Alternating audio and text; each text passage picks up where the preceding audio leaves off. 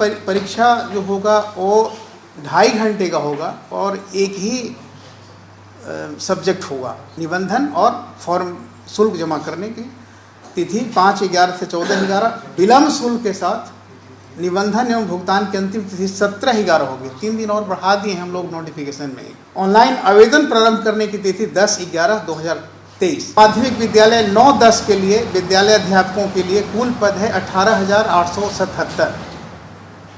माध्यमिक विद्यालय वर्ग 9-10 के विशेष विद्यालय अध्यापकों के लिए उसकी कुल संख्या है 270। उच्च माध्यमिक वर्ग 11-12 तक के विद्यालय अध्यापकों के लिए कुल पद है 18,577। हम लोग उसको परीक्षा के पहले उसको छांटने का हम लोग प्रयास नहीं करते हैं। इस तरह से हम लोग डॉक्यूमेंट भी इसीलिए उस समय नहीं जांचते हैं। हम लोग बेशक हम लोग का प्रयास रहता है कि हम लोग उसको मेधा के आधार पर उसको छांटें। नमस्कार, आप देख रहे हैं लाइव बिहार। मैं हूं आपके साथ असलम अब्बास। बिहार में शिक्षक बहाली के दूसरे चरण की शुरुआत हो गई है।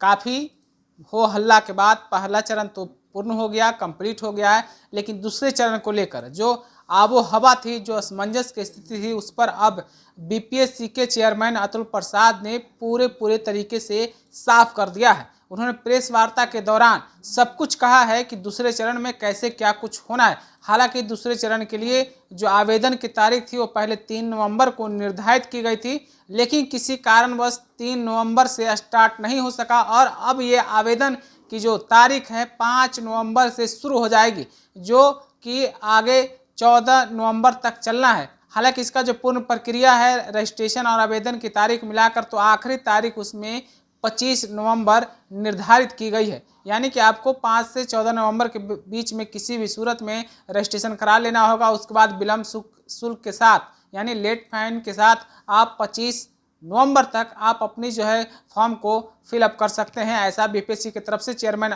अतुल प्रसाद ने जानकारी दी है। लेकिन दूसरे चरण में जो बहाली आई है उसमें कितने सीटें हैं, क्या कुछ है, कितना कुछ जो है रिजर्वेशन की बात, खास करके ओबीसी को लेकर जिस तरीके से मौजूदा समय में हालिया समय में जातीय गणना की रिपोर्ट आई है, उसके बाद से भी क्या स्थिति होगी, इन तमाम बातों पर उन्होंने एक एक करके स्पष्ट किया है। तो आपको हम अब बताते हैं कि बिहार में दूसरे चरण की बहाली में कितने सीटों के लिए बहाली होनी है, कौन से कैटेगरी होगा, 1 से 5 और फिर 6 से 8 और 8 से 10 और उसके बाद फिर 11 और 12 यानी कि 11वीं और 12वीं की जो स्कूल में जो क्लासेज होते हैं उनके लिए मास्टर साहब यानी कि शिक्षकों की बहाली की प्रक्रिया में कितना सीट निर्धारित किया गया, उसके बारे में आपको हम अब उसके एक एक करके बताएंगे। तो प्रेस वार्ता में अतुल प्रसाद ने जो जानकारी दी है उसके मुताबिक मिडिल स्कूल में 16,240 और इसके अलावा हाई स्कूल में बहाल होने वाले शिक्षकों की संख्या 18,877 बताई गई है।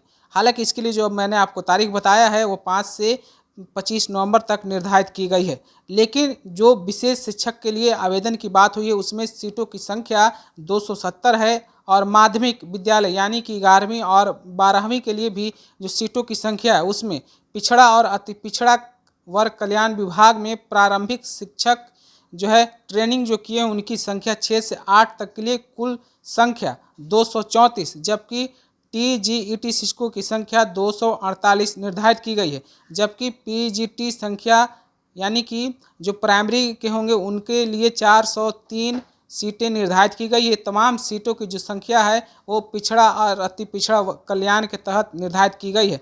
इसके अलावा प्रधानाध्यापक के जो पद हैं उसको बहाल किया जाएंगे, यानी कि शिक्षक बहाली की प्रक्रिया में वो शामिल होंगे, जो कि संख्या आपको मैंने बताया है, आपने खुद उसको देखा है। इसके अलावा अभ्यर्थी खुद जो है सब्जेक्ट की बात अगर करें तो इस बार जो भाषा की जो परीक्षा पिछली बार हुई थी, यानी कि शिक्षक बहाली के पहले चरण में भाषा के लिए जो अलग से परीक्षाएं आयोजित की गई थी, अब एक ही साथ लिया जाएगा। उसमें 30 नंबर मिनिमम सबको लाना होगा अंक, यानी कि पास का जो निर्धारित अंक है वो 30 रखा गया है। इसके अलावा जो उनको अपने विशेष विषय यानी सब्जेक्ट खास जो उनका निर्धारित होगा उसमें उनकी परीक्षाएं ली जाएगी। हालांकि एक ही चरण में परीक्षा लेने की बात कही गई है, जैसा कि अतुल प्रसाद ने कहा है। प्रेस वार्ता में उन्होंने अधिक और क्या कुछ कहा है वो आपको हम सुनाने जा रहे हैं, आप सुन लीजिए, देखिए कितना कुछ बता रहे हैं दूसरे चरण के बारे में, आप खुद सुनिए और समझिए। हम लोग अभ्यर्थी को जरूर मौका देते हैं और हम लोग उसको परीक्षा के पहले उसको छांटने का हम लोग प्रयास नहीं करते हैं। उस तरह से हम लोग डॉक्यूमेंट भी इसीलिए उस समय नहीं जांचते हैं।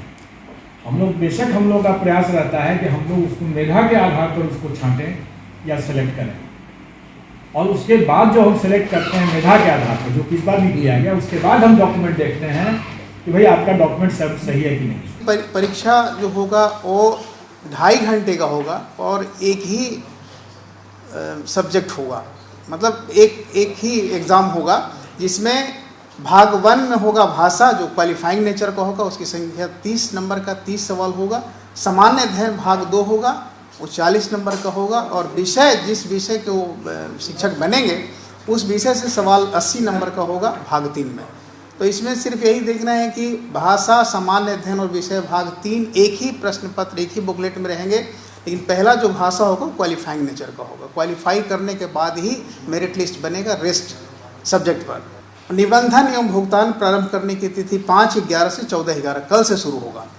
निबंधन और फॉर्म शुल्क जमा करने की तिथि 5/11 से 14/11, विलम्ब शुल्क के साथ निबंधन एवं भुगतान की अंतिम तिथि 17/11 होगी। 3 दिन और बढ़ा दिए हम लोग नोटिफिकेशन में। ऑनलाइन आवेदन प्रारंभ करने की तिथि 10/11/2023, मतलब ये फॉर्म रजिस्ट्रेशन शुरू होगा, लेकिन फॉर्म भरने का जो एक्चुअल होगा वो 10/11 से सिस्टम ऑन हो जाएगा। ऑनलाइन आवेदन भरने की अंतिम तिथि है 25/11, लेकिन इसमें ये नोट करना बहुत जरूरी कि इस बार का डेट एक्सटेंड नहीं होगा, क्योंकि हम लोग बहुत कम और सीमित समय में एग्जामिनेशन लेकर एग्जामिनेशन क्लियर करना है, रिजल्ट भी निकालना है टाइमली। तो इसीलिए इस बार हम लोगों ने कोशिश किया है कि 25/11 जो टाइम होगा वो उसके बाद एक्सटेंड नहीं करेंगे, जो ही करना है 25/11 के अंदर ही करना। द्वितीय चरण में 2 कैटेगरी का शिक्षकों की नियुक्ति होना है। एक तो शिक्षा विभाग द्वारा जो प्राप्त अधियाचना है उसके आलोक में नियुक्ति होगी, और दूसरा है कि पिछड़ा वर्ग एवं अति पिछड़ा वर्ग कल्याण विभाग से भी वैकेंसी प्राप्त हुई है शिक्षकों की नियुक्ति के लिए, उसको भी इसमें ऐड कर दिया गया है। दूसरा है माध्यमिक विद्यालय 9-10 के लिए विद्यालय अध्यापकों के लिए कुल पद है 18,877। माध्यमिक विद्यालय वर्ग 9-10 के विशेष विद्यालय अध्यापकों के लिए, विशेष विद्यालय अध्यापकों के लिए उसकी कुल संख्या है 270। उच्च माध्यमिक वर्ग 11-12 तक के विद्यालय अध्यापकों के लिए कुल पद है 18,577।